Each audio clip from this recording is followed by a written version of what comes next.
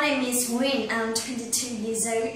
Today I'm very honored to participate in a race of voice. So today I'm going to talk about gesture and how we use our hands when we talk. So most of what I'm going to say is based on research done by Professor Susan's Golden Medal.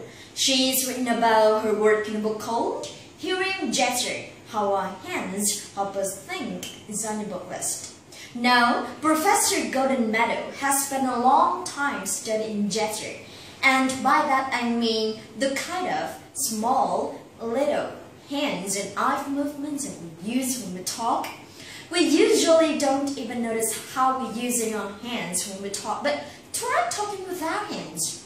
Our hands and our eyes and even how we move our bodies, they all help us to communicate. Okay, the first point I'd like to make is that everybody gesture, including even people have been blind from birth. So even someone who has never seen a gesture will use our hands when they're speaking. So scientists have concluded that gesturing is not something that we learn from other people.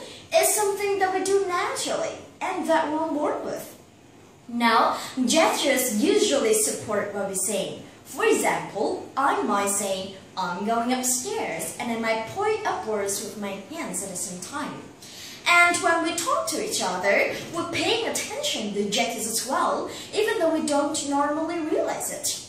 Actually, sometimes the gestures give us extra information. For example, if I say to something like, Professor Clark is in her office, and I point down as I say it, you will automatically understand she is in her office and her office is downstairs. In fact, you will probably think that I said she's downstairs when I never actually said that. I just said it with my hands, but you saw the gesture, so you think you heard it. Okay, so Professor Golden Medal believes that we actually use our hands to help us think and to help us put things in the words.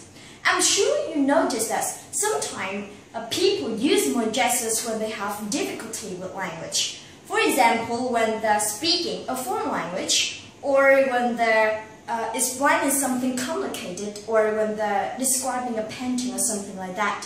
So, the gestures are an important step between thinking and speaking, like a kind of a bridge between ideas and words.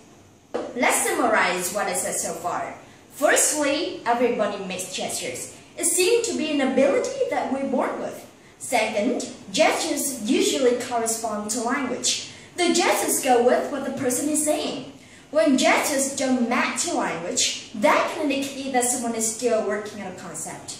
And finally, it seems as people use more gestures to help them think. Okay, any questions so far?